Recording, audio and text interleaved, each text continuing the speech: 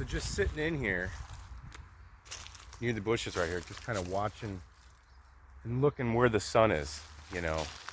Since this is going to be where the new hidden citrus grove is, like for cold sensitive stuff, the avocado, citrus. It looks like I've got a lot more sun on this side than I do on that side.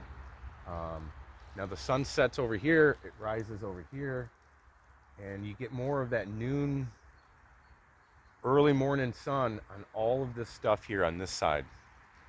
So I'm trying to plan everything out, trying to plan out where the trees are going to go, not just throwing everything in the ground willy-nilly. But now as I've been sitting here, I've noticed a whole bunch of wild plants in here, stuff that there's elderberries, and then there's blueberries back here, wild blueberries. I'll show you guys that. But, you know, just spending some time here and trying to imagine where the trees are going to go, you know. Try to picture them and stuff.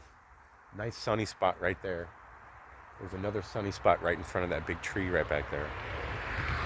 And then on the other side of the tree. So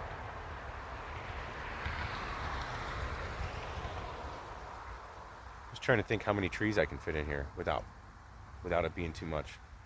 Without it still being nice and open, kind of.